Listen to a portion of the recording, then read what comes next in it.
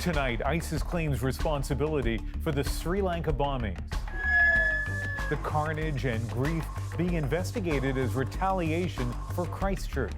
Just how much influence does ISIS still have? Being here and just writing the message, just tell them that they're not alone. A Toronto community brought together by a brazen random van attack. How they're healing 1 year later. And more Canadians are working from home. I felt very, very lonely. I was starting to get depressed. But has that freedom become a trap? Battling burnout when you're home alone. This is The National.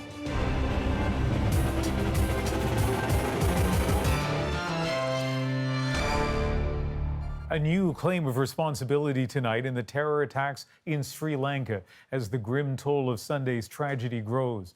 At least 321 people killed, about 500 wounded. Sickening numbers, overwhelming grief.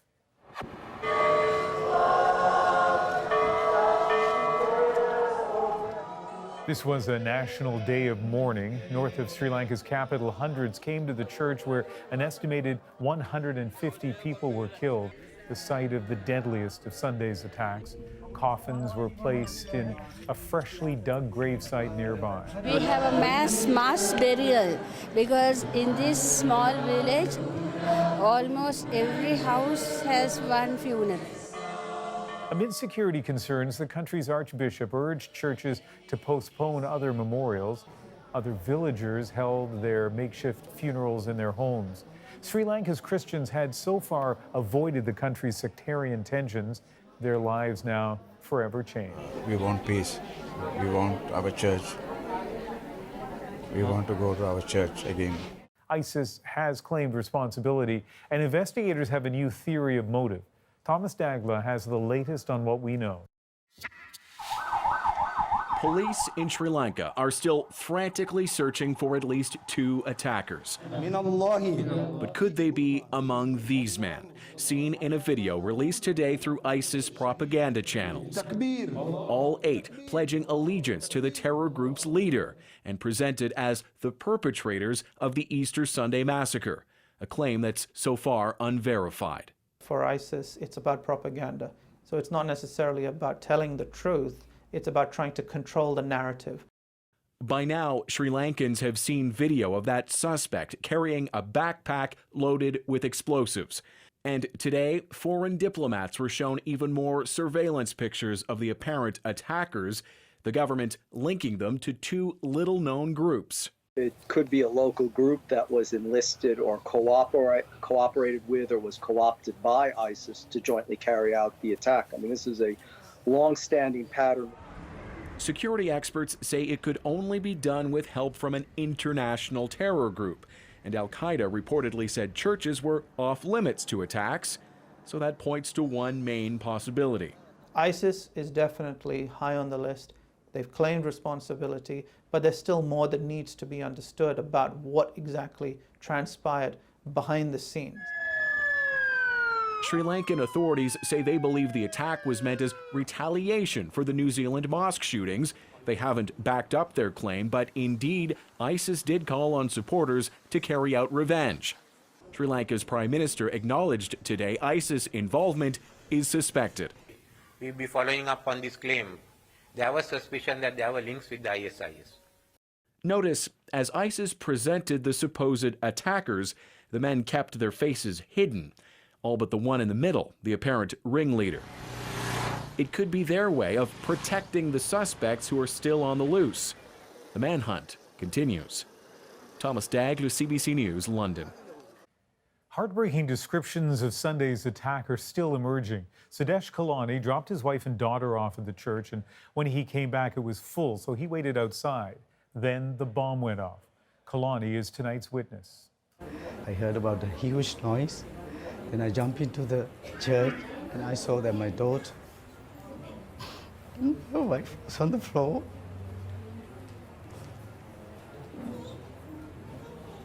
I don't know what to do.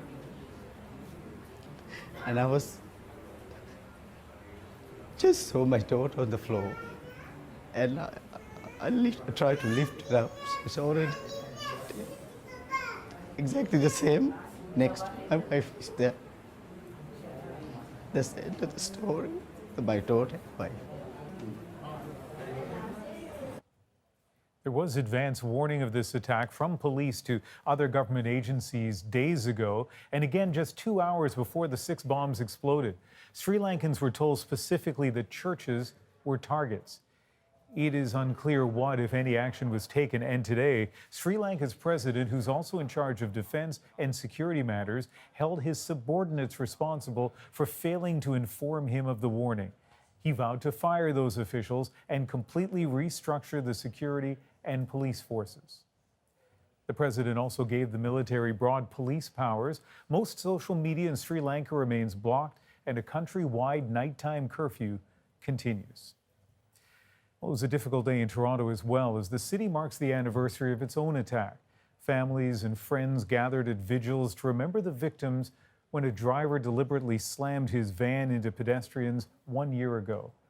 In all, 10 people died that Monday afternoon, the youngest 22, the oldest 94, 8 of the victims women. But in the face of the unthinkable, a community in North Toronto came together. 1 year later, Joanna Remiliotis revisited that stretch of Yonge Street to see how people are coping. A year later, on the hour the van struck its first victim, a moment of silence. A quiet ritual when there are no words. This all brings back memories and sad events for everybody who was there on that day. That sunny day, the horror of it. 10 dead, 16 injured. So random, and yet the van attack created a community of grief and a resolve to move forward together.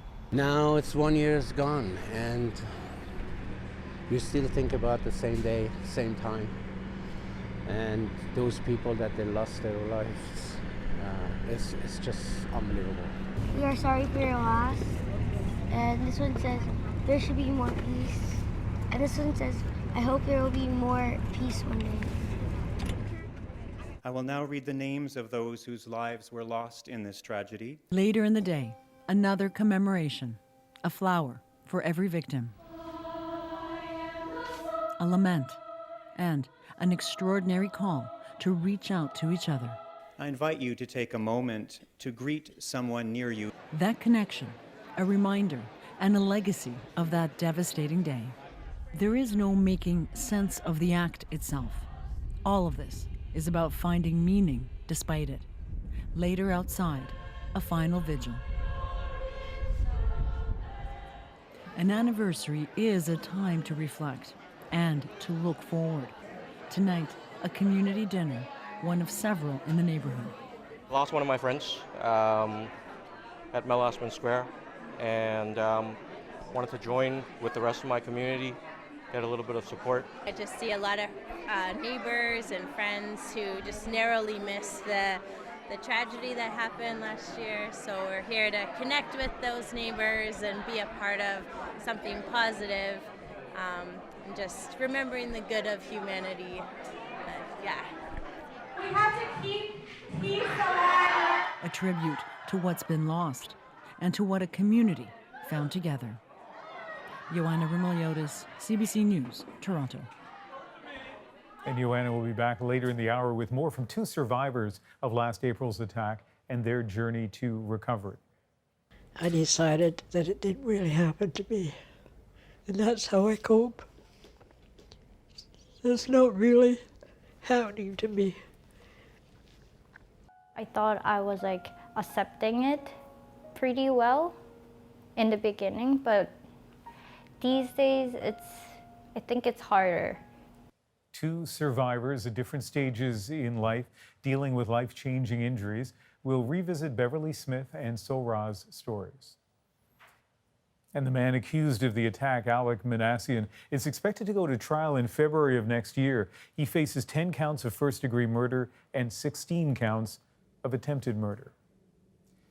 Rosie, you're watching history being made on Prince Edward Island. Yeah, after a tight 3-way race between the PCs, the Liberals, and the Greens, the CBC Decision Desk projects a PC win and, Ian, the very first minority government ever in that province. Well, ladies and gentlemen, I guess all I can say is Welcome to a new day in Prince Edward Island.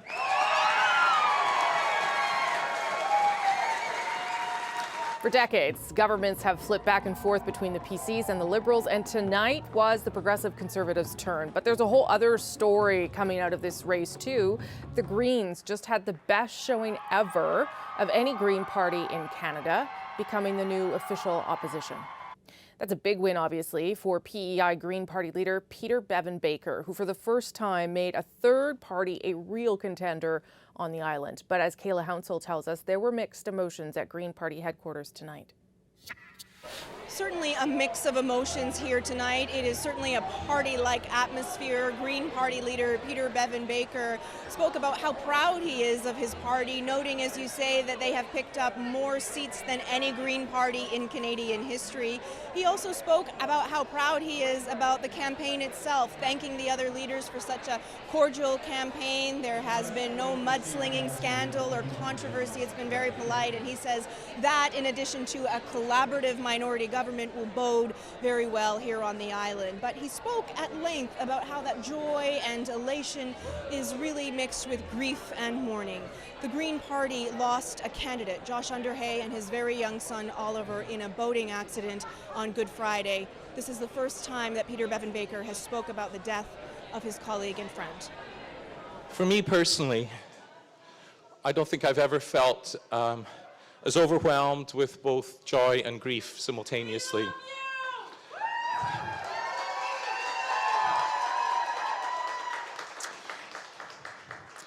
My heart is so full, but it's also breaking. And the death of that candidate has really set a sad undertone to this entire election night. And Peter Bevan Baker may not be the premier, but he is the official opposition leader, and the premier designate PC leader Dennis King says he wants the ideas of all of the parties. That is very much the way that he led this campaign, and so it will be interesting to see if he continues with that philosophy now that he's in government. Kayla Hounsell, CBC News, Charlottetown. So a surge in popularity for the Greens, but also another government having fallen. What could all of this mean for the federal election this fall? Chris Hall joins us in Ottawa tonight. Okay, once again, Chris, voters showing that they are interested, hungry for change even. Yeah, interesting, isn't it? Of the last 5 provincial election campaigns in the past year, everyone has resulted in a change in government. 4 of them, including tonight in Prince Edward Island, to the Conservatives. But as you pointed out, it's a big night for the Green Party. Not only did it grow its support, it also has shown that there is at least a base of support throughout Atlantic Canada. They have won 3 seats, for example, in New Brunswick. They have 3 seats in British Columbia, where they are the balance of power. So some momentum there. But I would point out, as you said in the intro there, they really have a broader platform of future vision, is how Peter Bevan Baker described it. So clearly they are not running as a one-issue party, even if some people really see the Greens still in Canada as being a party of the environment.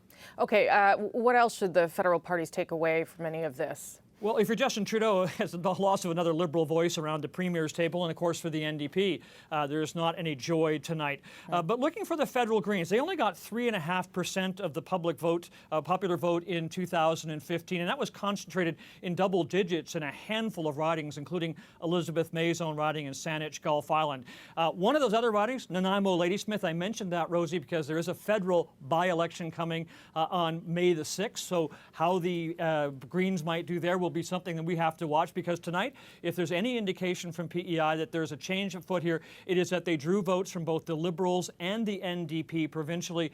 So that makes this by-election more interesting to watch. The broader picture to you, what happens in the fall is still, I think, a little early to say anything concrete about what this Green Party showing tonight will mean for the federal election. But Andrew Scheer is certainly claiming another ally tonight, Chris. Yes, he certainly is. Thank you for that. I appreciate it. The CBC's Chris Hall. Meanwhile, federal NDP leader Jagmeet Singh is sharing some deeply personal revelations about his childhood. In his new memoir, he writes about being sexually abused by a coach. The CBC's Hannah Thibodeau spoke with him earlier about what it took to come forward and why he's doing it now. This is the Jagmeet Singh we've come to know. But as a kid, he was Jimmy. Well, my full name legally is still Jagmeet Singh, Jimmy Thaliwal. But he says it didn't reflect who he was. There was something there that Jimmy didn't capture. It didn't feel right, and Jagmeet felt more like that spoke to me. His name changed, his look changed, and that's not all. I would go from being pretty well accepted, maybe the occasional comment about the color of my skin, to it being a regular part of my life, that regularly, daily, I was getting teased, into fights. In his new book, Singh describes his father's alcohol addiction as violent and scary. He started taking Taekwondo. At 10, he says he was sexually abused by his coach. It was an elaborate guise of this special program and special training, and the manipulation behind all of that really messed with me, if I can put it just in a blunt term, because he could see that I was vulnerable. Singh stayed silent and blamed himself for more than a decade. And it was only until I spoke to another person and they said to me, you know it's not your fault, right? And it was just a casual way of saying it, and it was just so obvious to me, but it wasn't obvious. And having heard it for the first time, it just cracked my heart open. Farah Khan works with abuse survivors. It's really imperative that this opens up the story for young men, and especially young men of color, South Asian men, to feel like they don't have to carry the story alone. The Prime Minister applauded Singh's courage, saying his story will fight against stigma. And with 6 months until the election, Singh knows there will be backlash. It's been people saying things like, you're just trying to get sympathy, or this is not going to make me vote for you. But he says it was the perfect time to write about his past and how he got here. And I thought the most important thing I could do is tell a story that helps people out. Singh says many people have already thanked him for sharing his story. Hannah Thibodeau, CBC News, Ottawa. Here are some other stories we're watching tonight. The town of Biggar, Saskatchewan is in the midst of a state of emergency because of an out-of-control grass fire. It was quite a scary-looking scene with all the smoke behind the store across the street. The community west of Saskatoon is dealing with heavy smoke. Roughly 1,500 hectares burned so far. Dry conditions and high winds have led to fire bans across western Saskatchewan. Philippine President Rodrigo Duterte is threatening to declare, quote, war on Canada over a cargo of garbage. Duterte renewed criticism over tons of Canadian garbage shipped to the Philippines, threatening to send it back. The Canadian government says the shipment was a commercial arrangement that had nothing to do with Ottawa. Ahead tonight on The National, why New Brunswickers caught in the floods are choosing to stay put. First, though, we'll continue our look at stress in the workplace. But what happens when your workplace is your home? I think it's really damaging for your mental health. It definitely was for mine. I felt very, very lonely. I was starting to get depressed. Battling burnout next on The National.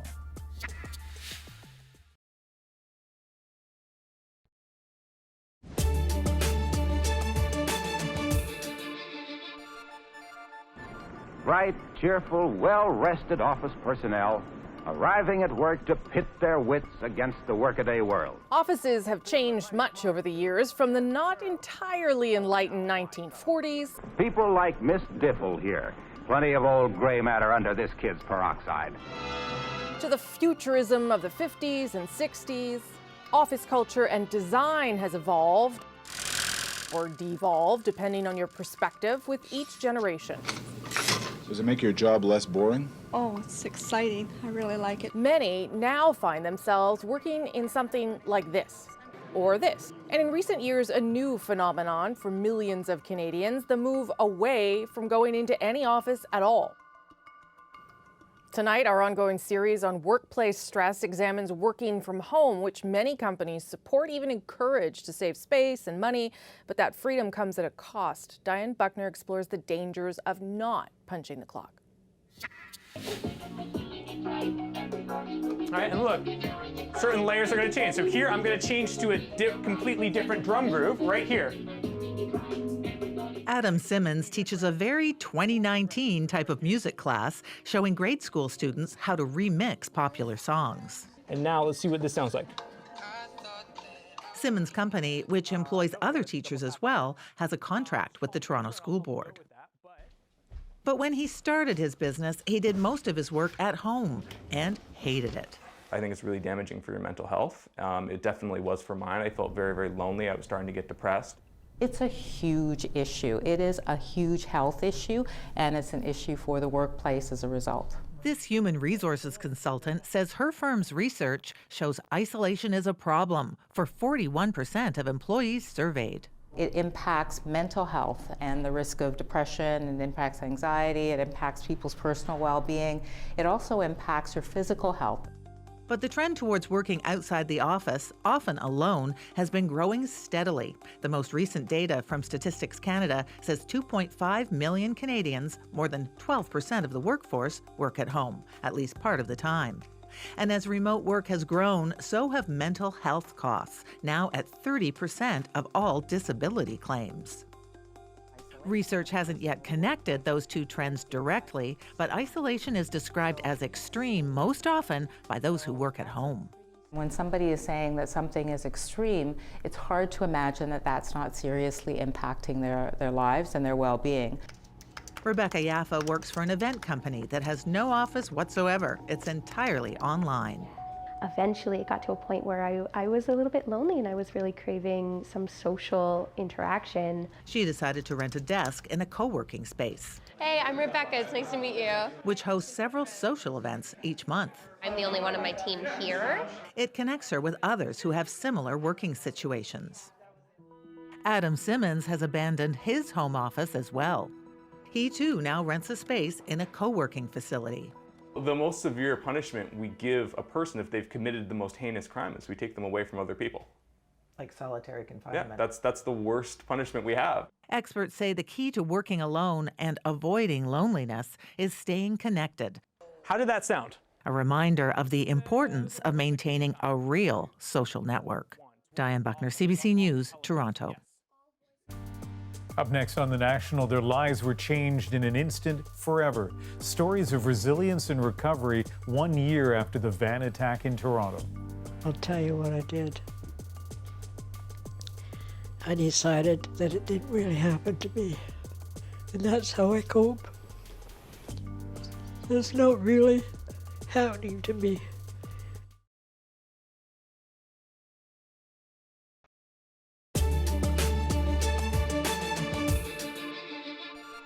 This was a traumatic event for the city. We didn't think things like this happened here. 1 year after the deadly van attack, the city continues to heal. And today, through vigils and memorials, a community in North Toronto remembered the 10 lives lost. Another 16 people were injured, and together they share grief and a painful, complicated path to recovery. So on this 1 year anniversary, we look back on 2 stories of survival. Here's Joanna Remiliotis. Take your time, go slowly. This is what survival looks like. You're getting there, almost there. Beverly Smith is 81, and she's learning to crawl. Nice job. I'm too old to get prosthetics, and they're too cumbersome. Big long rest, good work. Too heavy. It wouldn't be worth it. So this is the way it's going to be. Beverly lost both her legs in the Toronto van attack. She remembers nothing of that horrific moment in time. Now, life is all about getting through the day. You did it. So hard. No. And that's why rehab is hard, because they get you to do the hard things. Yeah. And it's challenging. It's very challenging. But you push through every time. Yep. It was the first warm day of spring.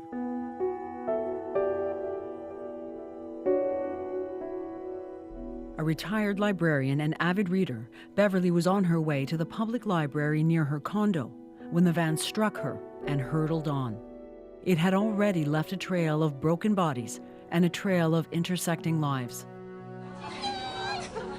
Heading to the same library, University of Toronto students So Ra and her best friend So-hee. It was so nice out, they had decided to walk the 3 blocks from the apartment they shared. There was blood everywhere on my body, and I felt like severe pain around my face area. And then I was looking around to figure out, and then I saw So-hee lying on the ground beside me. Her clothes and her face, everything seemed so fine. But she was just uncautious. So I thought she didn't. It's like I thought it's just taking a bit of more time for her to wake up, but I didn't know something happened to her. Someone captured this shocking image of Sora moments after she was hit. She shared it with us, along with these hospital photos. Every bone in her face was broken. It would be days before she found out her friend Sohi had died at the scene. And how was that when you found out?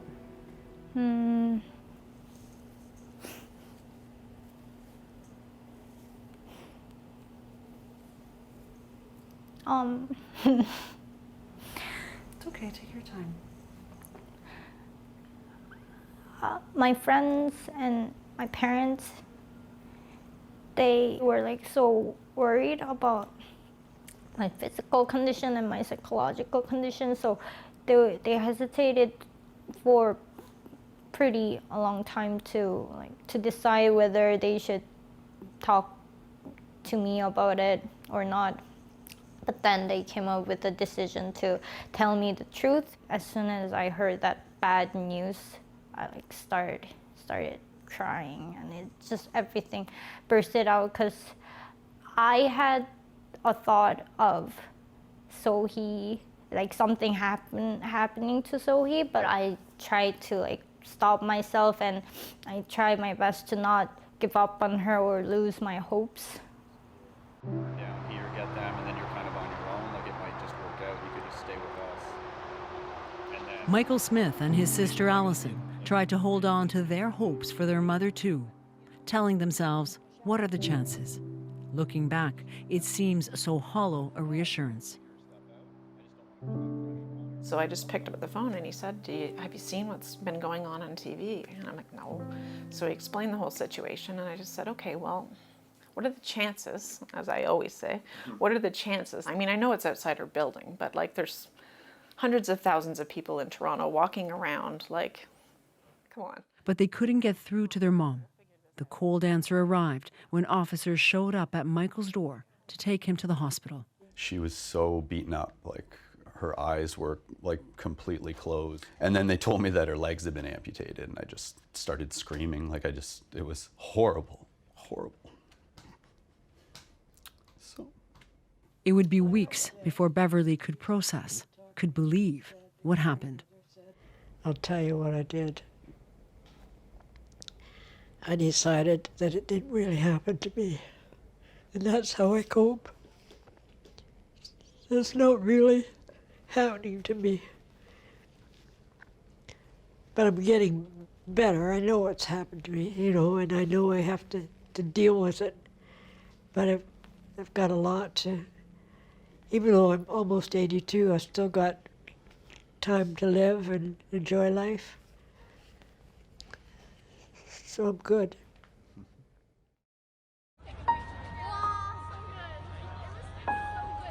We were really, really close, best friends. We met in the first year of university and started living together as roommates from second year. And yeah, we've been roommates since then. Sora still speaks of her best friend in the present tense and still chases away the guilt. If I tried to wake her up or shook her, then would she have survived? Yeah.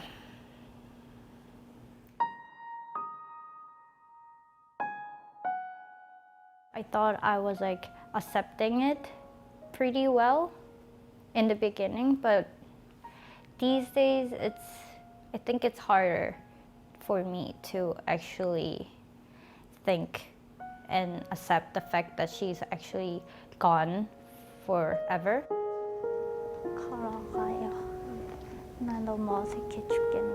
Disbelief is a lingering companion. So are the panic attacks. Other than her doctor's appointments, Sora rarely goes out. So she had a fracture of her cheekbone, These are called the naso-orbital ethmoid bones. Her upper jaw was broken off, her lower jaw was broken. Lots of fractures. Cheekbone looks good. And there are invisible reminders too. Back to your symmetrical self. And when I touch you here, does it feel the same on both sides? Sora had to undergo 7 hours of surgery to reconstruct her face. Good. So the main thing, it feels like it's the stiffness in your jaw movement. That's the problem now, right? I still have more than like 10 metal plates in my face right now, and I have to keep them forever. When you look in the mirror now, do you... I don't see any difference. Like they've done a so great job. So it's hard to believe your entire face was fractured. If I don't talk about it first, no one knows. No one can notice about the big surgery. And I only got this scar left from the surgery, but all the other sutures were from the inside, so no scars. For Beverly, Do you remember? What did you get from that? recovery is complicated too. Just the people that took her in that I know of. Her memory, her comprehension are not the same since the attack. I really love that you're starting to underline. Oh. It's a really great strategy. She used to devour books. Now she needs therapy to follow a simple plot line. Which did you find easier? His. Following the story or just the characters? His with the characters. His with the characters. Yeah. Okay. She's getting there, but sometimes Yeah. she seems to go back. Last week she asked me if she would ever wear boots again, and this is 5 months later and she's still confused about that sort of thing, and it's heartbreaking to have to answer a lot of the questions. The confusing, unclear reality too. What next? Beverly is leaving this rehab facility soon. She can't live alone. Both Michael and Allison need to renovate their homes to accommodate her. But everything, from a ramp to an accessible vehicle, is costly, and battles with the insurance company are exhausting. There's this fund for people like me, a catastrophic fund or whatever. There's all this money, but they're telling me how to spend it and what I can have and what I can't have. And they're all basic things. It's not a trip to Hawaii or a castle. Nothing. This is to make my life livable and normal. So you're nervous about starting school again without her? But nothing is normal. Sora is back at school, but without her best friend. And that loss is like a shard. It can't be removed. She can only live around it. Did you think at all about the person who did this?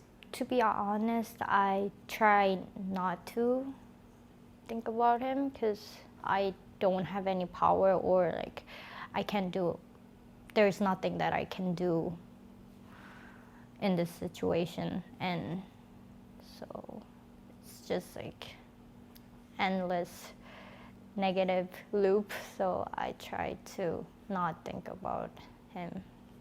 What do you hope for yourself? I'm hoping to become my usual myself as before, and I'm gonna try my best to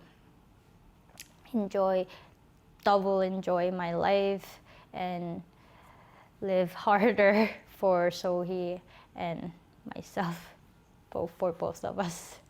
First aid training, cell phone, and, Beverly also refuses to think of the man who drove into her, who destroyed the life she knew. She tries to picture her future instead. When you imagine your life moving forward, what do you see? When I see my life moving forward, I picture it through my children. Them growing, the children growing, and all their accomplishments, and just growing up. It's my family.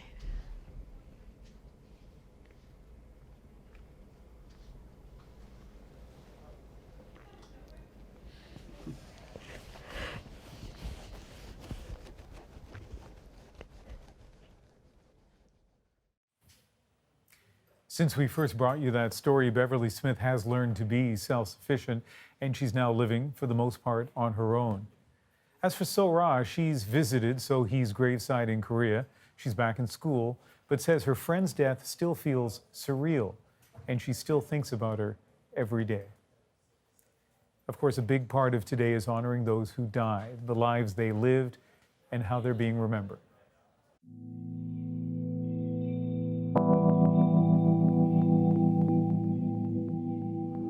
She was always there to talk to. And I know she was such a good person, so wherever she is now, she's probably watching her sports still and being a good person, so.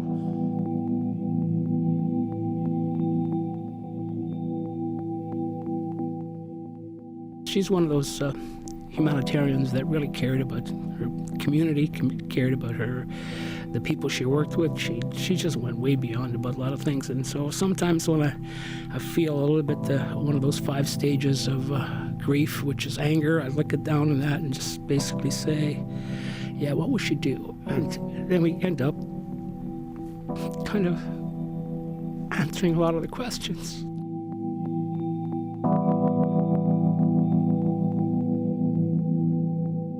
She's like very close to me, like my own sister. I miss her so much. I'm telling you, she didn't deserve to die.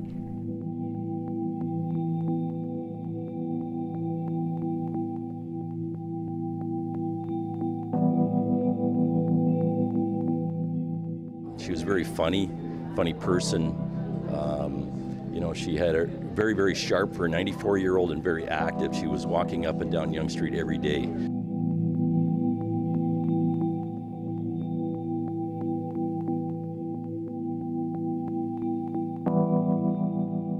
I thought I was like accepting it pretty well in the beginning, but these days I think it's harder for me to actually think and accept the fact that she's actually gone forever.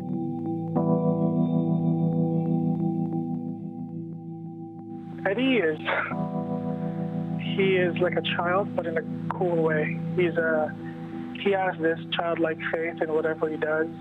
He has this zeal that I wish I can have.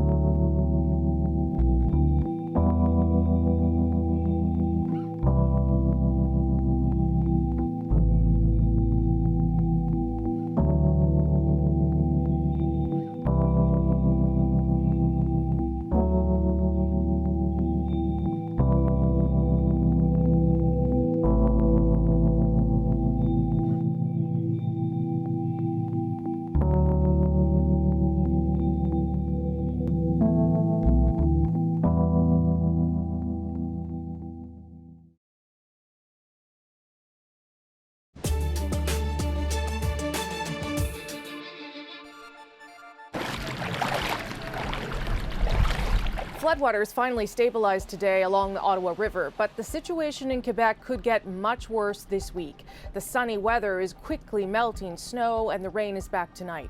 As it stands, around 1,400 people across the province are evacuated, more than 3,000 homes are flooded, and another 1,800 are cut off. For many, it's all too familiar. Some rebuilt their homes after record flooding just 2 years ago. We never expected to have this happen again 2 years after. Otherwise, I think I would just be somewhere else. And despite the warnings, some people are refusing to leave their properties. Be smart about this, because Mother Nature's not going to forgive you. Prime Minister actually heading to that flooding zone in Gatineau tomorrow. Meanwhile, New Brunswick hasn't been spared either. Flooding is expected to equal or surpass last year's record-breaking levels. Across Fredericton, dozens of homes are now waterlogged. And as Brett Ruskin spoke to owners about staying long-term when the water just keeps coming. There's only one way to get to Maura Price's house. The driveway goes down, so it's about up to your shoulders if you tried to walk across. So yeah, we rely on the kayaks, and that is the only way to and from the house. Last year, they borrowed a neighbor's boat. This year, they bought their own. This year, we saw the water coming in, and we thought, well, we're going to need one. So you bought the kayak for the flood? Yeah, we did. Just like last year, their basement filled with dark, icy water, and they were forced to stack most of their belongings outside on their front porch. So why not just move? We love our property when it's dry. I mean, we'd move if we could, but I doubt we're ever going to sell this property. So if you could, you would move? Yeah, unfortunately, we'd move just because this is really getting out of hand. It's a little unfortunate, and it puts us in a bind every year, so...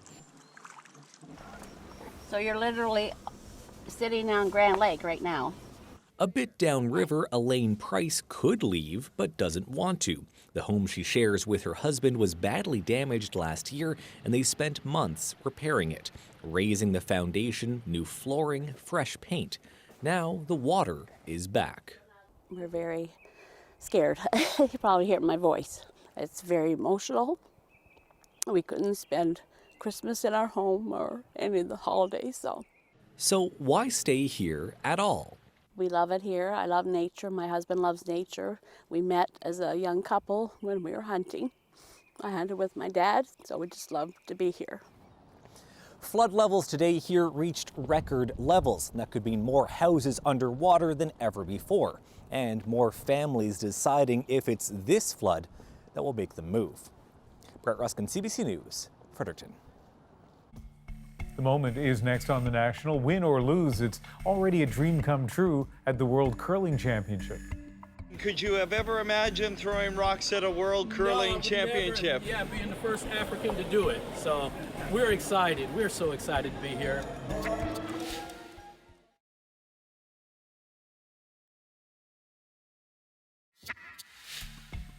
The world of curling is growing a bit bigger tonight. For the first time, an African nation is competing in the World Curling Championship in Norway. Tijani Cole and his wife Susanna are making history. He grew up in Nigeria. His lifelong dream was to carry his country's flag into a sporting event, and that is our moment.